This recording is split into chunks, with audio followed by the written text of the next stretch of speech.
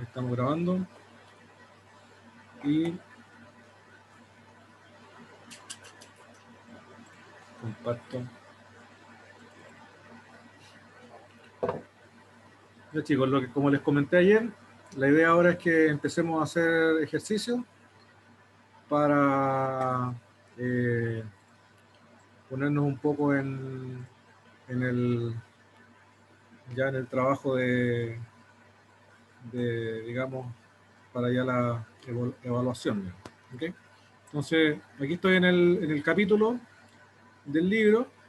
¿Ya? Voy a... Aquí ya empieza la parte más específica de los aldehídos. Este es el capítulo de aldehído y cetona. ¿Okay? Entonces dice, indique el producto de reacción del propanal con cada una de las sustancias siguientes. Hidruro de litio y aluminio, borohidruro de sodio, hidrógeno, yoduro de metilmagnesio, seguido por ácido diluido, acetiluro, etcétera, etcétera, etcétera.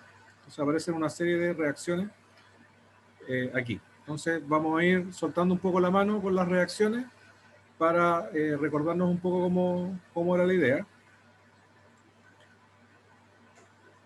Entonces, el propanal es el propano, ¿no es cierto?, que tiene 3 átomos de carbono y que tiene un aldehído final. Este sería 1, 2, 3 átomos de carbono con un hidrógeno. ¿Okay? Ese sería el propanal. Y el propanal es el que vamos a ir, ¿no es cierto?, haciendo reaccionar con cada uno de estos productos, o sea, estos reactivos. El hidruro y litio de aluminio y el borohidruro de sodio, ambos son donadores de hidruros y por lo tanto son reductores de los grupos carbonilos. ¿Okay? Esa reducción lo que hace en la práctica es adicionar una molécula de hidrógeno al sistema. ¿Okay? No vamos a entrar en el detalle del mecanismo a menos que lo necesitemos, pero recordar, ¿no es cierto?, que un hidruro ataca al carbono, esto se abre y eventualmente en una reacción ácido-base el oxígeno capta un protón del medio y se obtiene, ¿no es cierto?, la adición de hidrógeno al doble enlace. Igual como se producen también las hidrogenaciones catalíticas, que también es una de las reacciones, es la misma idea. ¿Okay? Entonces lo que va a suceder aquí es que se va a pegar un hidrógeno en este carbono y un oxígeno en este carbono, y el producto va a ser, perdón,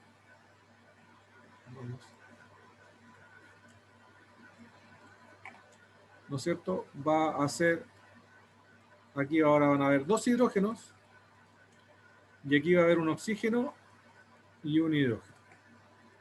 Es decir, el producto de la reducción del propanal con el hidruro de litio de aluminio, el borohidruro de sodio o el hidrógeno es el propanol. ¿Okay? Es el alcohol. ¿Vale?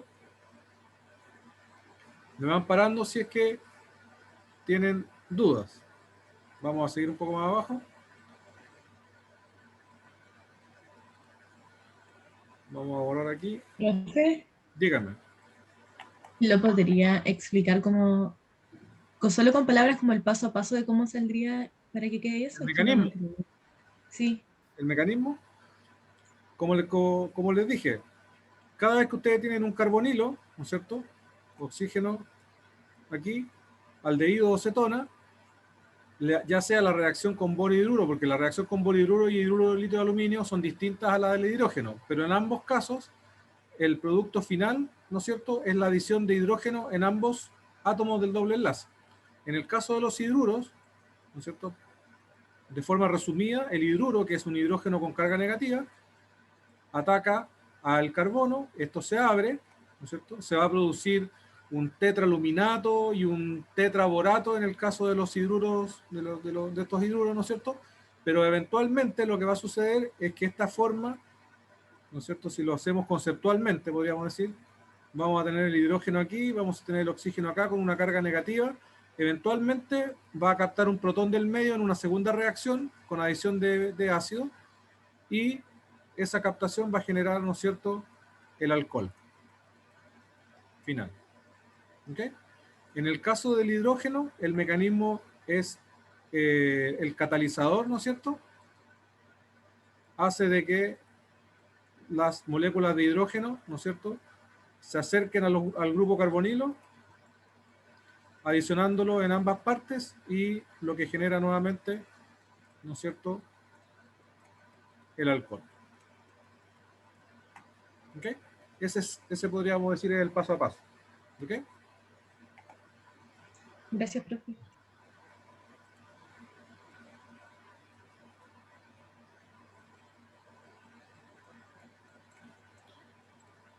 Entonces, seguimos. Dice yoduro de metilmagnesio. Recordar, ¿no es cierto?, que la reacción con magnesio es una reacción previa que se produce, que se utiliza para formar reactivos de Grignard. Y los reactivos de Grignard son reactivos en donde un átomo de carbono está formando un enlace organometálico con un átomo de magnesio. Como el magnesio tiene, ¿no es cierto?, esta oxidación +2, requiere de un segundo contraión que normalmente es el haluro que estaba pegado a la molécula original en realidad, ¿ya? Entonces, en términos prácticos, el metilo, el grupo metilo, ¿no es cierto?, se une al magnesio y hay un yoduro de contraión, ¿ya? En la práctica, el carbono, porque aquí hay un enlace que hay un carbono, el carbono, ¿no es cierto?, que está unido al magnesio, queda con carga negativa, podríamos decir, es un nucleófilo. Y ese nucleófilo ataca nuevamente en este caso al aldehído, lo abre y el producto inicial, ¿no es cierto?, es la formación de un enlace carbono-carbono entre el carbono del carbonilo y el carbono del metilo, ¿ya? Y esto se abrió, queda con carga negativa primero, queda con carga negativa y se forma una sal. ¿Okay? Esta sal, en una segunda reacción, reacciona en medio ácido para formar finalmente el alcohol.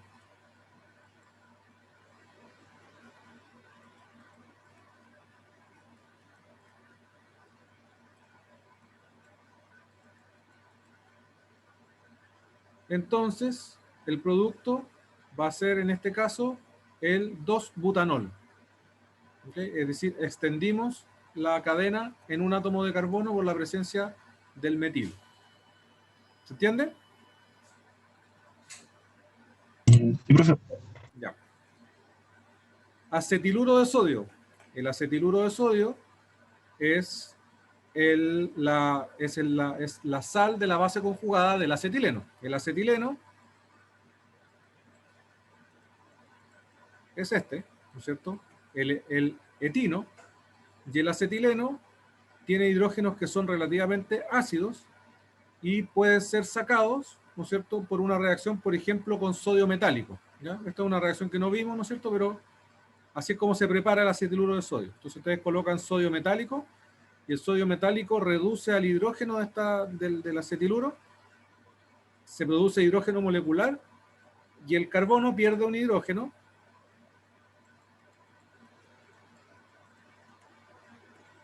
queda con carga negativa y el sodio que se oxidó queda como sodio más.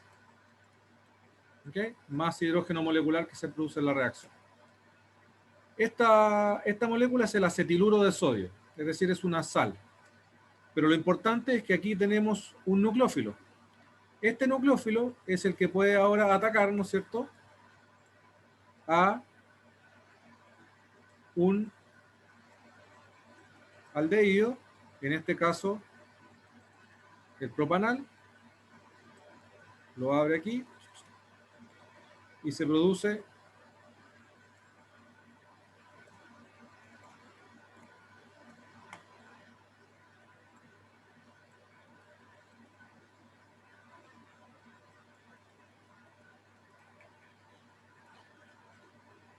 ese producto que está ahí, ¿no es cierto?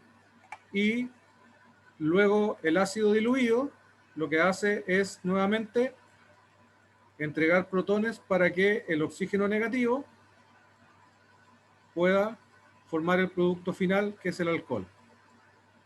Ahí.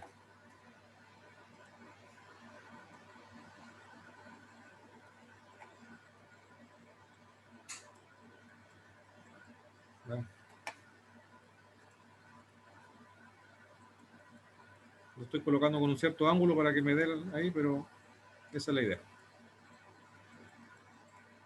Y este tiene un hidrógeno. Entonces lo que sucedió es que el nucleófilo se pegó al carbono del carbonilo, el oxígeno quedó con un hidrógeno adicional, que da el alcohol, pero con este triple enlace unido a él. ¿Okay? Ahí lo que estoy haciendo es agregar 2 átomos de carbono a la reacción, ¿okay? Al sustrato. Voy a borrar porque ya se me llenó. Fenillitio. El fenillitio es el equivalente al metilmagnesio, pero en versión litio, y en donde el grupo que está unido al litio es el fenilo, el grupo fenilo, que es el benceno en la práctica. Entonces, si ustedes se fijan, todo lo que estamos haciendo aquí siempre, ¿no es cierto?, es hacer una, podríamos decir, estamos identificando al nucleófilo que ataca en la práctica al propanal, ¿ya? Entonces siempre en cierta manera es lo mismo. Entonces el propanal, el carbono, ¿no es cierto?, va a atacar, esto se va a abrir y se va a producir el oxígeno negativo, por eso que después se usa nuevamente ácido diluido, y el producto va a tener un enlace entre este carbono y el carbono del grupo fenilo, y el alcohol va a estar ya, ¿no es cierto?,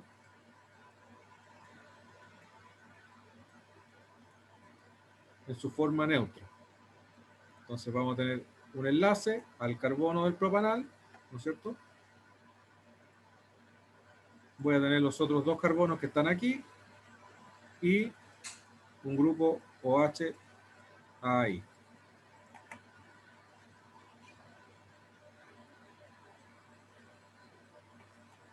¿Ok? Fenillitio. Metanol con cloruro de hidrógeno disuelto. Veamos.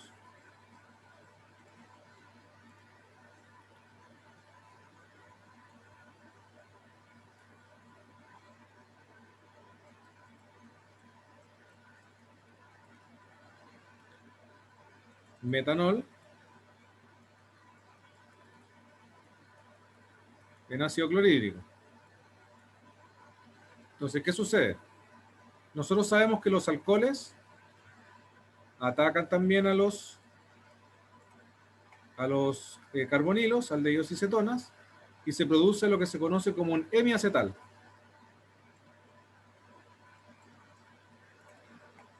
Voy a tener un OH ahí y un O-metilo. ¿Okay? Eso es un hemiacetal, porque tengo un enlace, este carbono tiene un enlace a un OR, en este caso un metilo, eso. Y acá tengo otro enlace a OH. Los acetales son los que tienen 2 grupos OR. Pueden ser R distintos, da lo mismo, pero lo importante es que tienen 2 grupos éter, podríamos decir. Entonces tengo un éter aquí y un OH acá. El tiene 2 éteres. ¿Okay? Profe, ¿qué es lo que ataca ahí? ¿El metanol? ¿O? El metanol. ¿Ya? O sea, si lo coloco así, sería así. ¿Okay? Entonces este es el que ataca ahí y se pega el O-metil. ¿Ya? Ahora, este hemiacetal forma un equilibrio, ¿ya? Y no es muy estable. Entonces siempre se está yendo y viniendo del aldehído original. Pero si hay ácido en el medio, lo que va a suceder es que ese ácido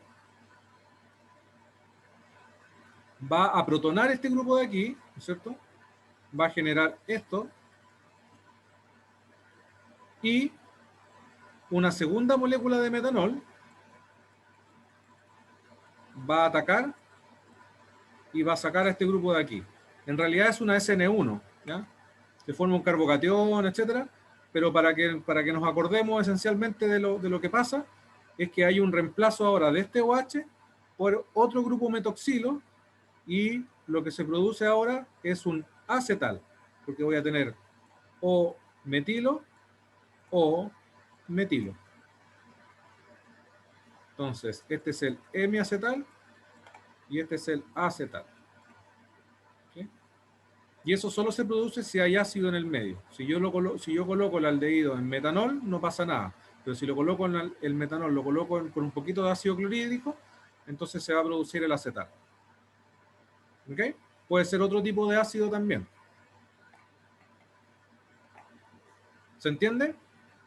Obviamente todas estas son reacciones que hemos visto, están en las clases, están en el libro, están en todos lados, pero de todas maneras la idea es que vayamos entendiendo la lógica, y es que me entregan un aldehído o una acetona y yo tengo que, en base a los reactivos que me dan, encontrar el nucleófilo y identificar un poco la reacción que se está produciendo. ¿Ya? Aquí hay una reacción que es equivalente. Dice etilenglicol en ácido para-tolueno sulfónico y benceno. El benceno va a estar haciéndola de disolvente, ¿ok? Y el ácido para-tolueno sulfónico es nuestro fuente de protones. Arriba se hizo con ácido clorhídrico y en este caso se hace con este ácido para-tolueno sulfónico, que es un ácido orgánico, ¿ok? El etilenglicol es un diol, es el etanodiol. ¿Okay?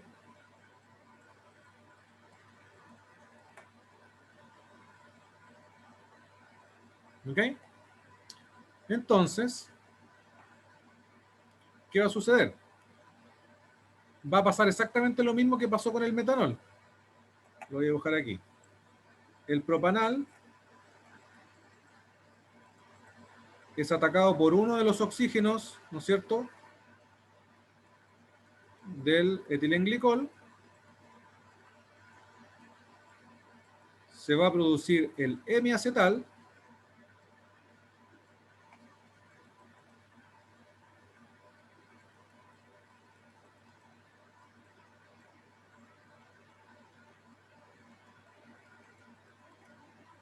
Este es el hemiacetal, que es equivalente a este hemiacetal del metanol. Pero, como estamos en medio ácido, porque tenemos el ácido para-tolueno sulfónico, este oxígeno puede atacar aquí, eliminar el oxígeno. Esto en realidad, recuerden que se protona, ¿no es cierto? Hay una protonación ahí. Perdón, ahí. Y sale el OH y se obtiene, lo voy a dibujar aquí el producto final,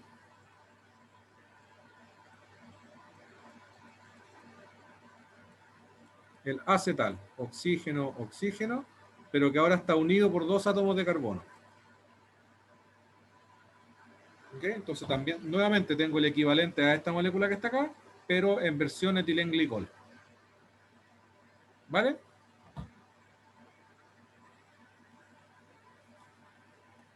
¿Qué más?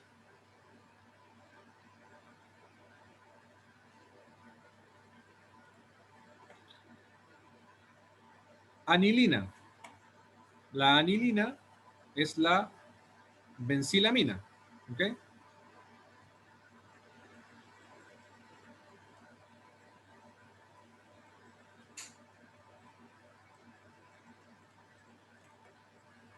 Aquí hay una reacción de una amina con un aldehído. Entonces vamos a tener el propanal ahí. La amina es el nucleófilo, ataca, abre y se va a producir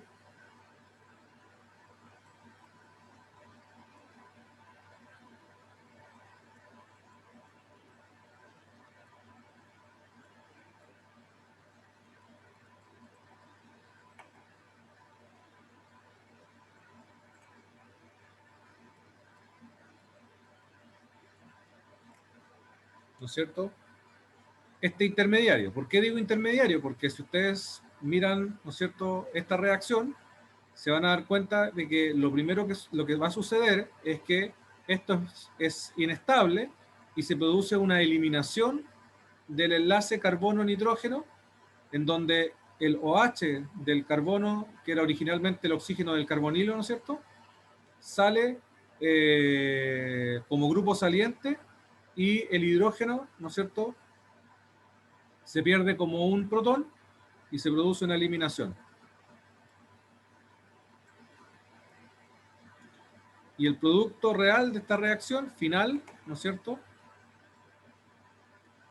Este es un hidrógeno, no se nos olvida. El producto final de la reacción es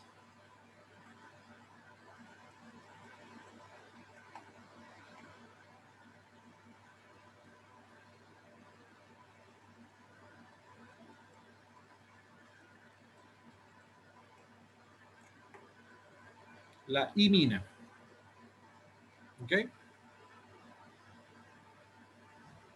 Esto se produce cuando el nitrógeno tiene un hidrógeno para eliminarse. ¿Ok? Eso es importante. Si no tiene un hidrógeno para eliminarse, la eliminación normalmente se da, pero se da hacia otras partes de la molécula, como seguramente vamos a ver ahora. Profe, Dietilamina, sí. cuando dice que tiene que tener un hidrógeno, ¿es porque el hidrógeno se va primero No y lo importa deja que con carga o no? se haga después, pues, pero si no hay hidrógeno, ¿cómo no se puede producir la eliminación? O sea, Ah, ya. para que se produzca una eliminación, ¿no es cierto? Cualquier eliminación, tú tienes un grupo que se va, ¿no es cierto? Un grupo que se va, pero necesitas un hidrógeno que entregue los electrones. Si este hidrógeno no está, entonces no hay eliminación. ¿Ok? Entonces este hidrógeno es el que produce la eliminación. O sea, lo puedes ver como quieras, pero necesitamos un hidrógeno porque si no, no hay de dónde sacar electrones. ¿Ok? En la Dale, profe. dietilamina nos vamos a dar cuenta que en este caso no vamos a tener el hidrógeno. Fíjense. Tenemos nuevamente una amina, pero la dietilamina,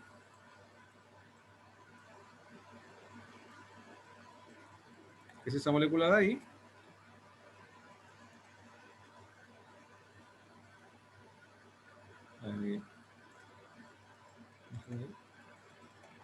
ataca, ¿no es cierto?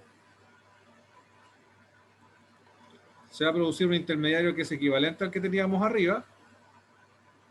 Ahí. Lo vamos a dibujar al revés porque sale más fácil así. Atacó al carbonilo. Voy a tener el OH, igual que acá. Y ahora voy a tener un N-etil, etil. ¿Por qué? Porque ese hidrógeno de ahí se pierde cuando el nitrógeno ataca a la reacción. Vean el mecanismo explicado en las clases o en el libro. ¿Okay? Entonces ese hidrógeno se pierde y ahora tengo un OH, pero no puedo eliminar hacia el nitrógeno. ¿Okay? Por lo tanto, y esta molécula sigue siendo igual de inestable que este de acá. Entonces, para estabilizarse, se produce una eliminación, pero se produce una eliminación hacia hacia algún carbono que tenga hidrógeno cercano. Y en este caso, lo único que hay aquí es este que está aquí. Entonces, en ese caso, la eliminación se produce así.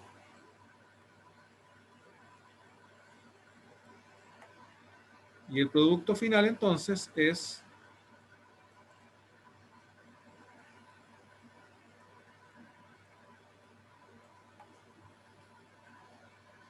la enamina. ¿Okay? Aquí nos da la imina, que tiene el doble enlace en el nitrógeno, y aquí nos da la enamina, que es ¿no es cierto?, donde los carbonos sp2, ¿no es cierto?, están aparte del nitrógeno. El nitrógeno no tiene la hibridación sp2. ¿Okay? Esa es la diferencia. Ahora, si lo quieren ver de forma sistemática, se puede decir que las aminas primarias forman iminas y las aminas secundarias forman enaminas. Las aminas terciarias no reaccionan con las aldehídos o las cetonas. ¿Okay? ¿Por qué? Porque forman un compuesto que es totalmente inestable y no se produce la reacción. Luego. Después hay reacciones.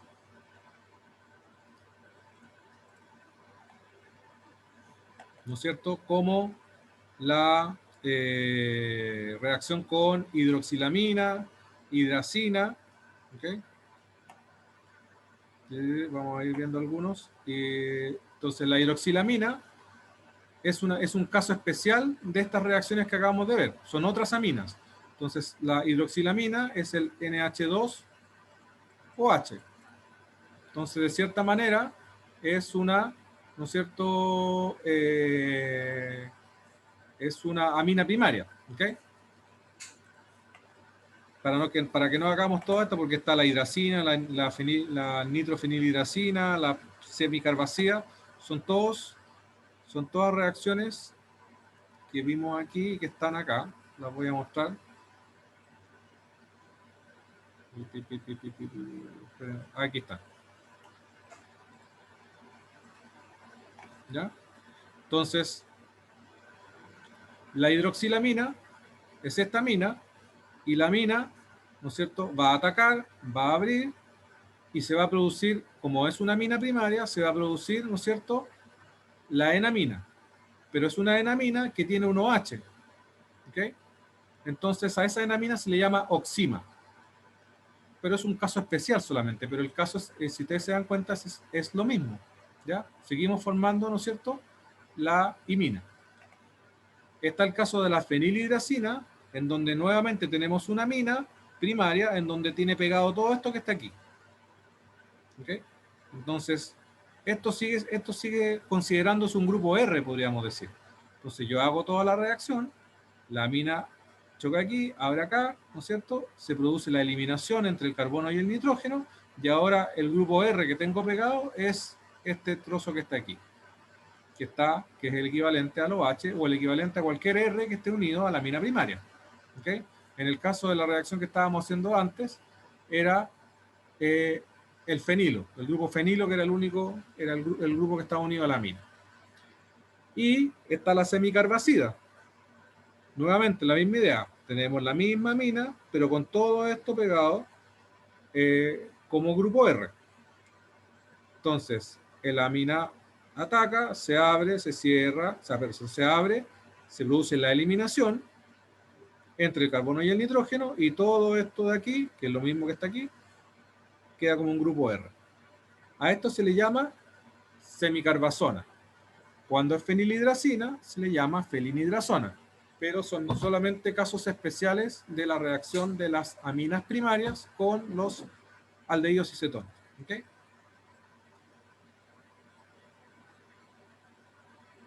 ¿Se entiende? Este Sí, no lo profe. vimos. Este no lo vimos. Cianuro de sodio agregando ácido sulfúrico. Después me imagino. Entonces, el cianuro de sodio, seguimos teniendo, ¿no es cierto?, nuestro aldehído, y el cianuro de sodio, ¿no es cierto?, es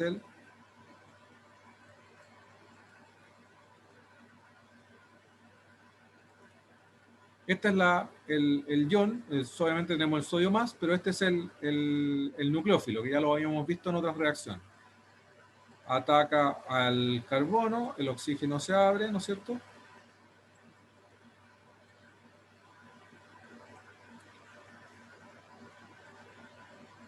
Y vamos a tener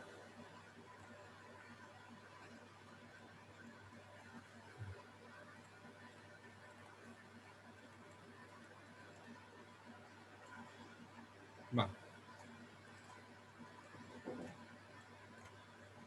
¿Ya? Y este carbono va a estar en principio con un oxígeno negativo, pero como le agregamos ácido después de la reacción, vamos a tener el grupo H. ¿Okay? Esto es lo que se conoce como una cianohidrina. Y es el producto del cianuro con, digamos, con aldehídos y cetonas.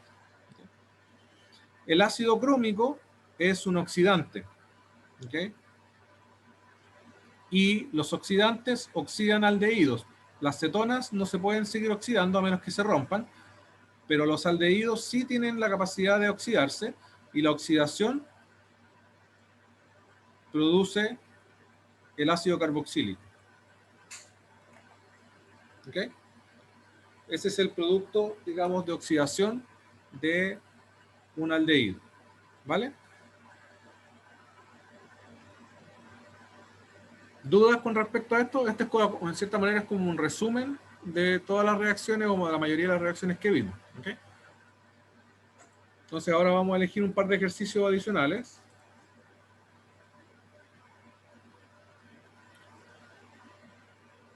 Entonces dice reducción con hidruro hidruro de litio de aluminio o borhidruro de sodio de cada una de las siguientes cetonas siguientes ha aparecido en publicaciones de química y se produce una mezcla de 2 alcoholes diastereómeros en cada caso.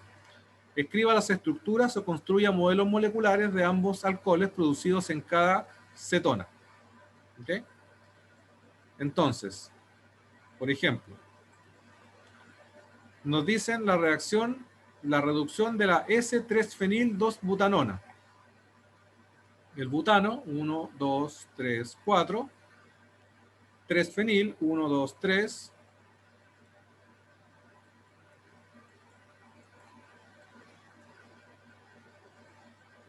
Dos butanona.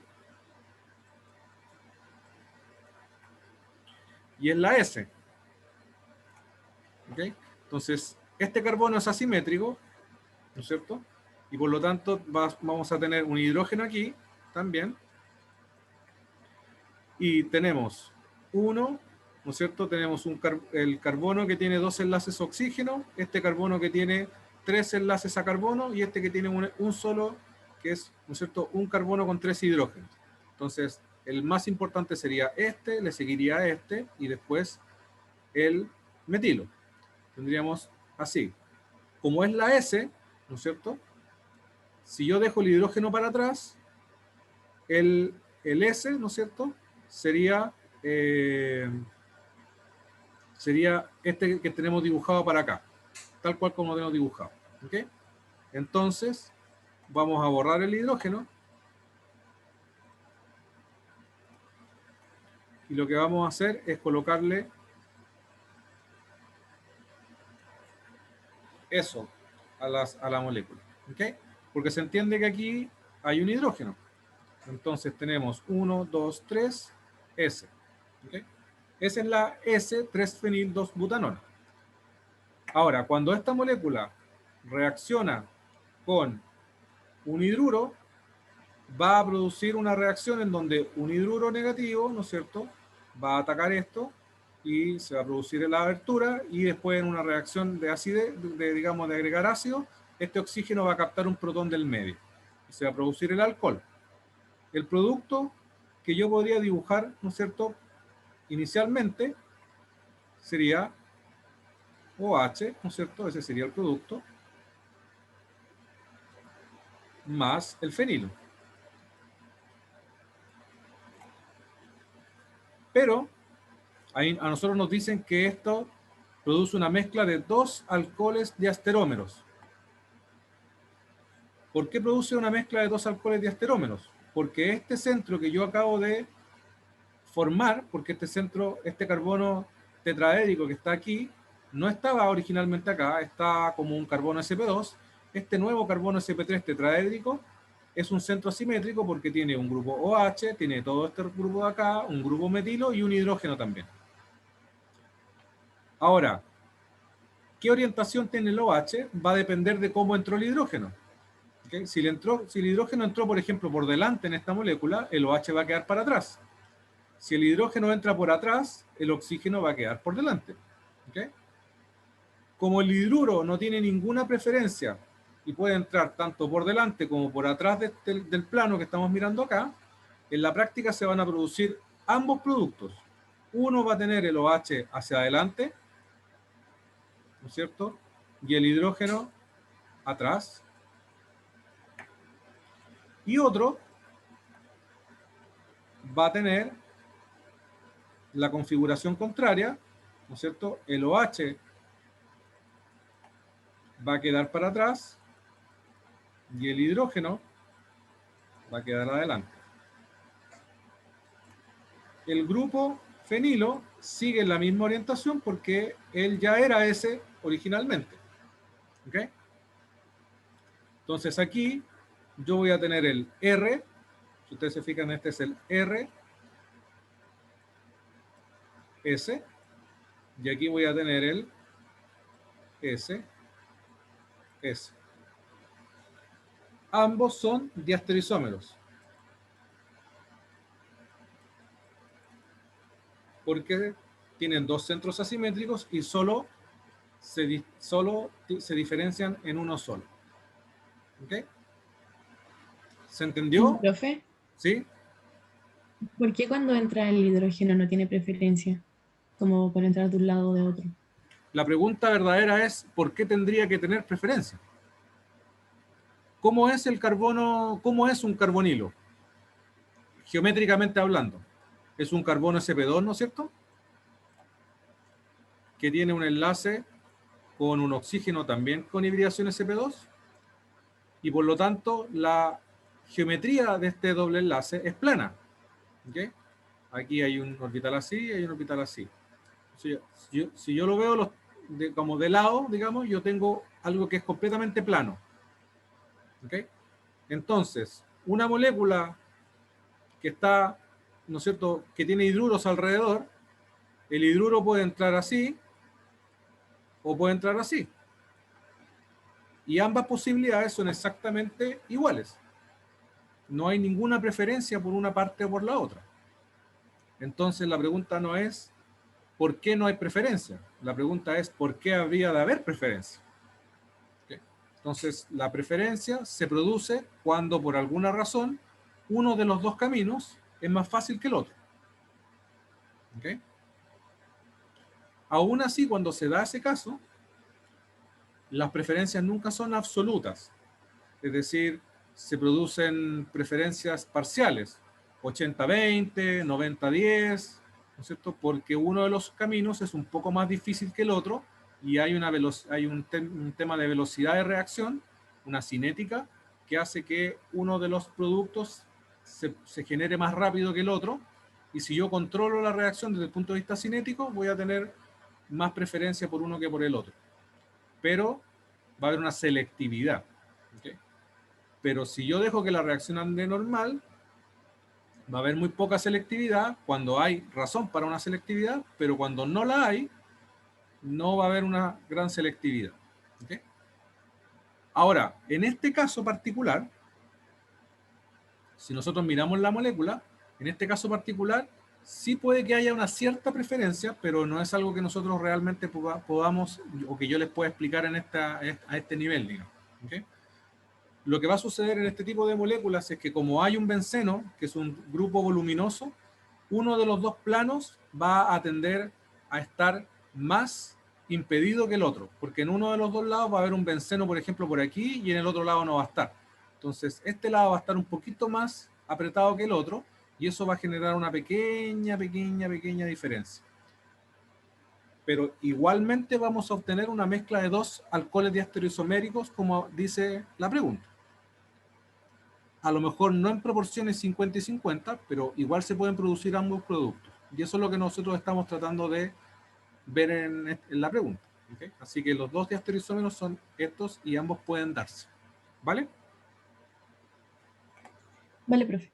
Ya. Veamos. ¿Qué pasa ahora con la 4-terbutil ciclohexanona? Veamos. Tenemos una ciclohexanona, es decir, un ciclohexano que tiene una acetona, y tenemos 4, 1, 2, 3, 4 terbutil.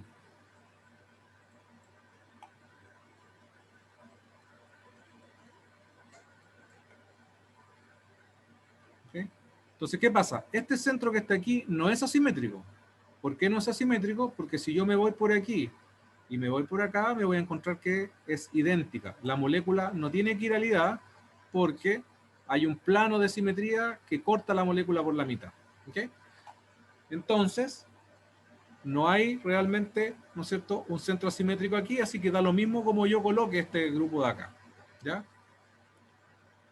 Ahora, cuando se produzca la reacción, nuevamente, va a pasar algo parecido a lo que pasaba antes. El hidrógeno o el hidruro va a reaccionar a lo mejor por atrás, miren, piensen que aquí estamos por atrás, o por delante. Si la reacción se produce por atrás,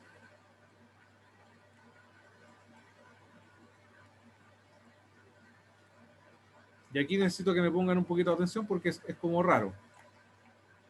Piensen en la molécula tridimensionalmente. Yo les dije, el terbutilo yo lo puedo dibujar para cualquier lado porque es equivalente.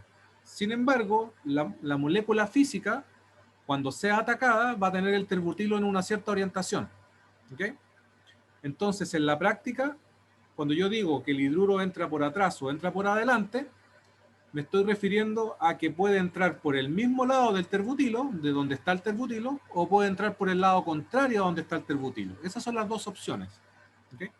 Si entra por el mismo lado donde estaba el terbutilo, el oxígeno va a quedar por el lado contrario, porque el hidruro va a quedar por el lado por donde estaba el terbutilo. Entonces el terbutilo, si yo lo coloco para adelante, por ejemplo, el hidruro también va a quedar hacia adelante, el hidrógeno, y el oxígeno del OH va a quedar hacia atrás. Ahora, si el hidruro entra por atrás, refiriéndome a por detrás, de donde, por el lado contrario de donde está el terbutilo,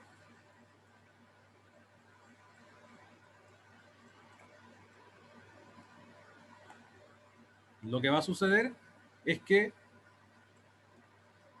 el hidruro, al entrar por el lado contrario, va a quedar hacia atrás, en este caso, en esta orientación, y va a quedar hacia adelante el OH, porque, ¿no es cierto?, el OH quedó para el lado donde estaba el terbutilo. Entonces, lo que tengo en la práctica, ¿no es cierto?, son dos isómeros cis-trans.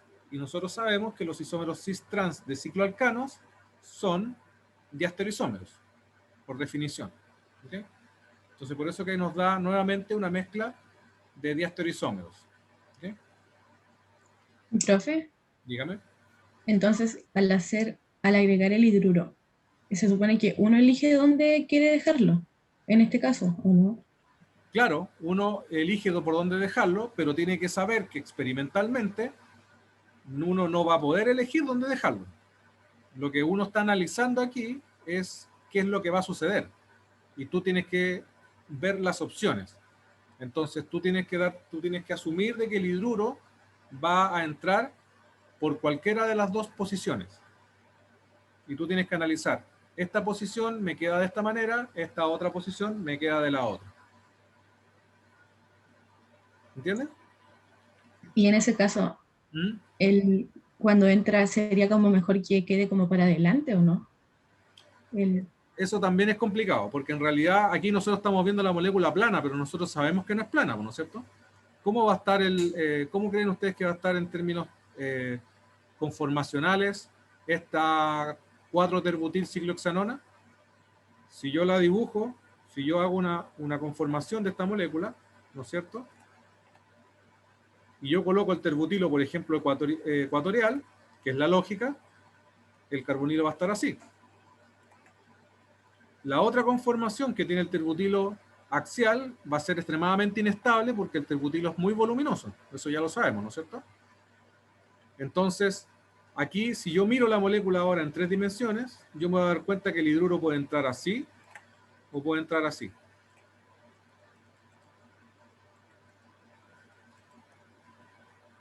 ¿Ok?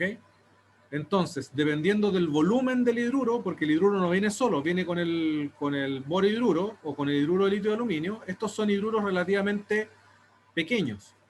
¿Ok? Entonces, dependiendo del volumen con el cual entran, uno va a entrar más fácil que el otro, uno de los dos lados. ¿Ok? Y va a haber una cierta preferencia. Si yo elijo un hidruro más voluminoso, hay hidruros en donde yo voy eliminando, porque aquí hay 4 hidruros, puedo sacar un par de hidruros y colocar grupos grandes, ¿ya? Y hago que ahora el hidruro sea más voluminoso, ahí hago que la preferencia sea mayor por uno que por el otro. Bien, les voy a mostrar. Espérenme un poquito.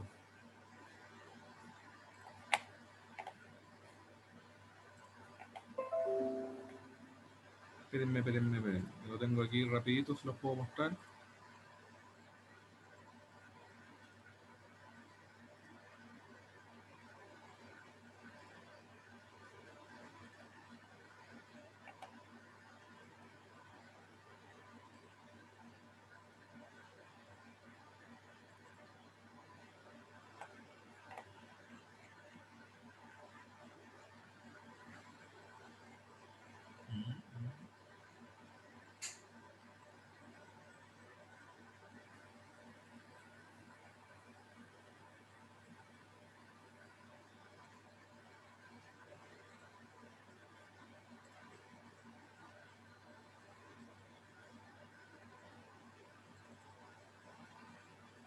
Ahí, miren.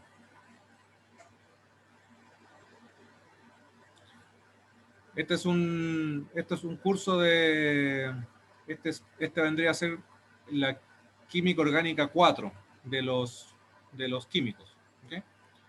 Entonces, aquí, por ejemplo, vemos reacciones estereoespecíficas. Y aquí tenemos, miren, fíjense, el mismo caso que estamos viendo nosotros recién aquí. ¿Ven? Tenemos el hidruro de litio y aluminio con la 4-terbutil ciclohexanona. Cuando ustedes hacen la reacción, da 92% la forma trans y solo un 8% la forma cis. ¿Cómo explicamos esto? A través de esto. Como les decía, hay 2 aproximaciones, una axial y una ecuatorial. La aproximación axial alivia una tensión del carbonilo, ¿ya? Porque el carbonilo está relativamente cerca del hidrógeno que está ahí, ¿ok? Y por lo tanto, esa tensión, digamos, es liberada, podríamos decir, ¿ok?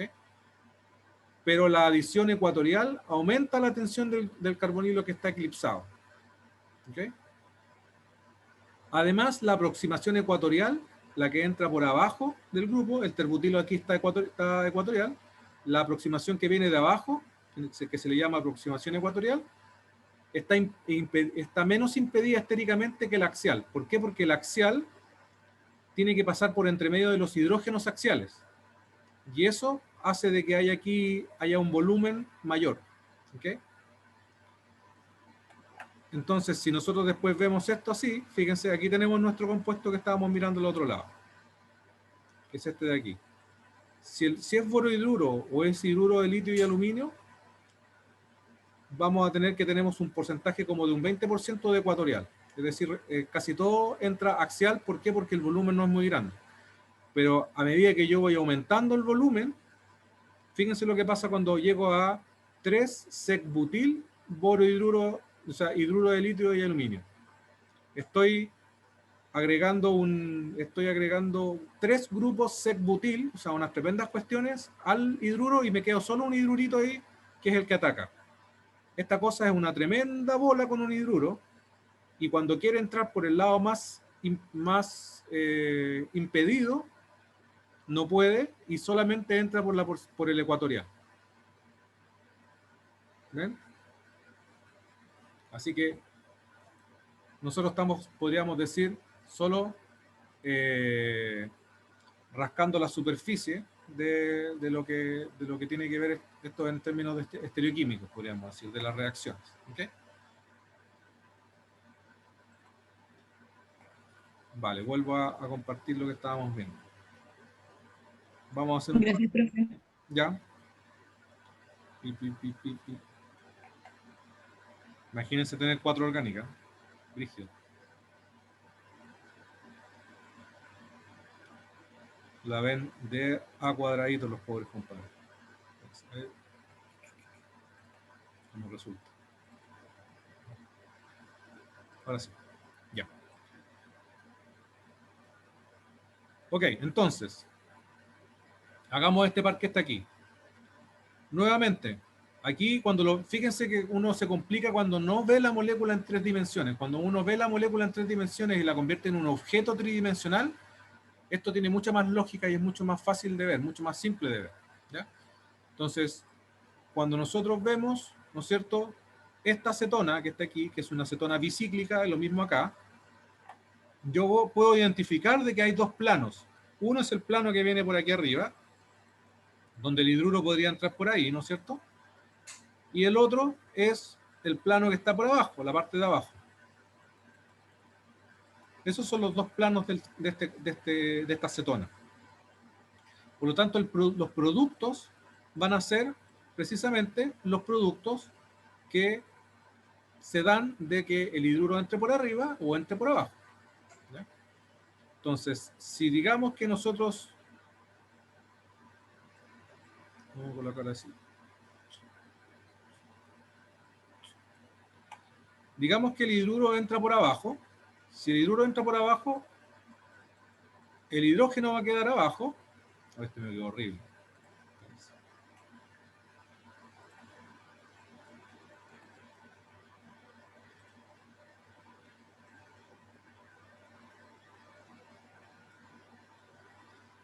Ahí mejor. Y el OH va a quedar arriba. Bueno,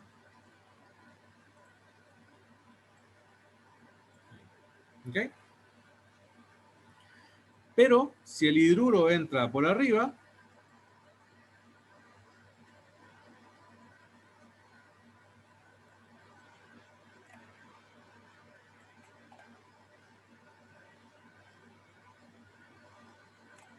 obligo a que el OH quede abajo.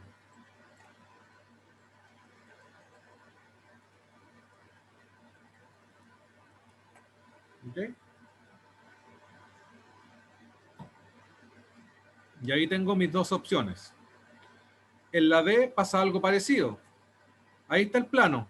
¿Ven? Entonces yo puedo ver al hidruro atacando desde acá o puedo ver al hidruro atacando desde acá. Si ataca desde la izquierda,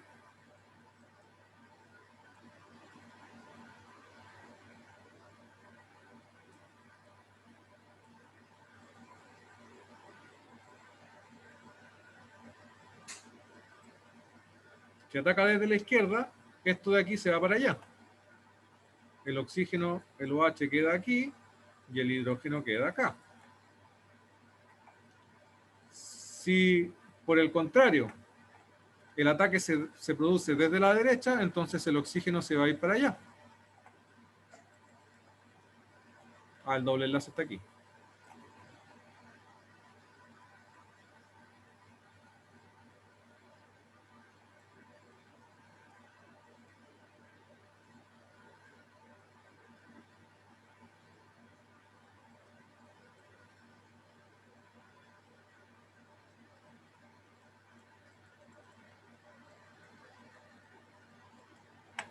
Y se da la otra opción. ¿Ven? Entonces, simplemente estamos evaluando, nos estamos imaginando qué es lo que sucede cuando se produce la reacción. Y cuando llevamos esto a la tridimensionalidad, en realidad es más fácil. Cuando uno ve la molécula muy plana, entonces empieza, pero es que para arriba, para abajo, para el lado, para el otro lado. Pero cuando lo ve en 3 dimensiones, dice, sí, pues si no hay más opciones. ¿Okay?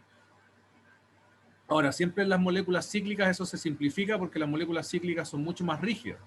Las moléculas no cíclicas, esas siempre tienen como más opciones de tridimensionalidad y por lo tanto siempre tengo que medio un poco fijarlas para poder verlas más correctamente. ¿Okay? ¿Dudas?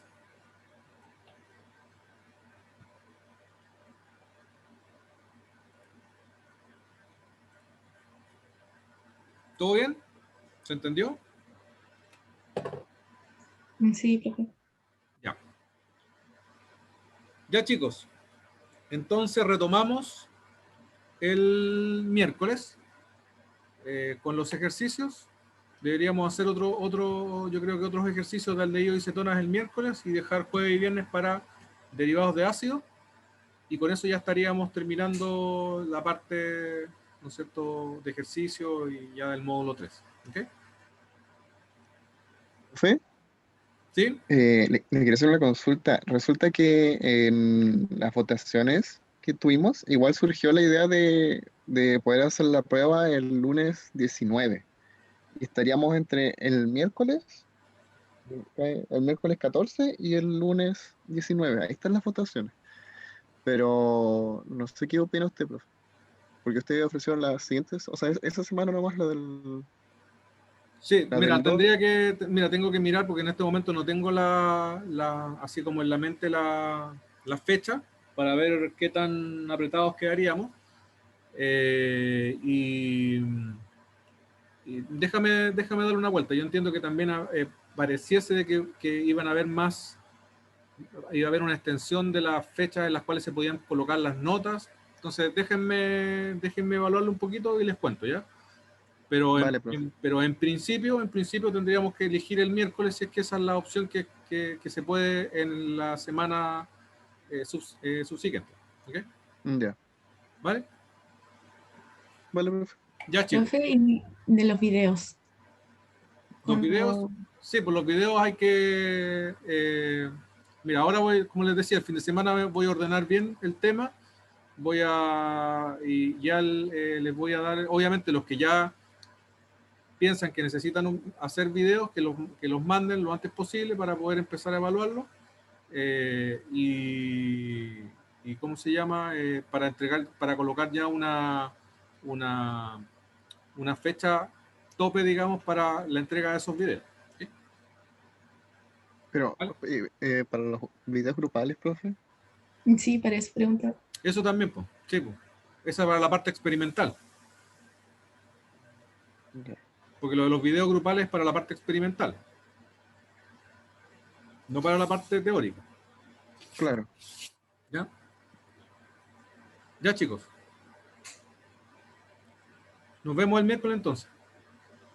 Vale, profe, que esté bien. Bueno, profe. Vale, vale, chao, chao.